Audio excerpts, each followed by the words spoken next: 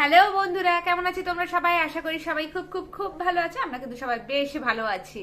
তো আজকে আমি আবার চলে এসেছি টিপস তোমাদের সাথে শেয়ার করতে। আর আজকে আমি টিপস শেয়ার করছি রুটির ওপরে।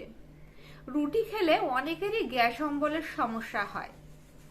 যে রুটি যখনই খাই না কেন, সকালে খাই, বিকালে খাই বা রাতে ডিনারে খাই, রুটি খাওয়া মানেই পেটের সমস্যা, বড্ড গ্যাস অম্বল হয়। কিন্তু রুটিটাও তো আমাদের শরীরের জন্য দরকার। রুটিরও তো নিশ্চয়ই কোনো না কোনো গুণ আছে আমাদের শরীরের জন্য, তাই না? আর বিশেষ করে শীতকালে কিন্তু রাতে সবাই রুটি খাওয়াটাই পছন্দ করে। তবুও দীর্ঘদিন ধরে রুটি খেতে পারে না এই পেটের সমস্যার জন্য, বা অনেকে রুটি খেতে ভালোবাসে, ভাত ভালোবাসে না, তারাও খেতে পারে না এই গ্যাস অম্বলের সমস্যার জন্য।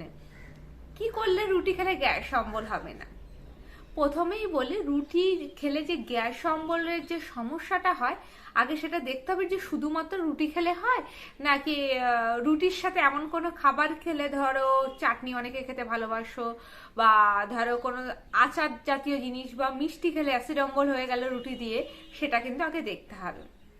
তো রুটি করার সময় যে আটাটা মাখা হয়, সেটা যদি নর্মাল জলে না মেখে যদি একটু উষ্ণ গরম জলে, মানে জাস্ট গরম উষ্ণ গরম জল, যেটা আর কি হাতে সহ্য হবে, সেরকম গরম জলে যদি আটাটা মাখা যায়, মেখে সেই আটা দিয়ে আর কি রুটি করা হয়, তাহলে কিন্তু সেই রুটি খেলে গ্যাস অম্বল একদম থাকে না। হ্যাঁ, এটা আমি নিজে ট্রাই করেছি, এই সমস্যা আমারও একটা সময় ছিল। আর সত্যি তাতে কোনো গ্যাস অম্বল হয় না। রুটি যেরকম সফটও হয়, ভীষণ সুন্দরও কিন্তু রুটি তৈরি হয়। অথবা একটা জিনিস করা যেতে পারে, রুটি করার পরই সেটা যদি মানে গরম, পাশে একটা গরম জলের বাটি রাখতে হবে, সেই গরম জলের মধ্যে এখন রুটিটাকে রেখে সঙ্গে সঙ্গে তুলে নিতে হবে, জল ধরিয়ে নিতে হবে। সেই রুটি যদি খাওয়া যায় তাহলে কিন্তু গ্যাস অম্বল হয় না।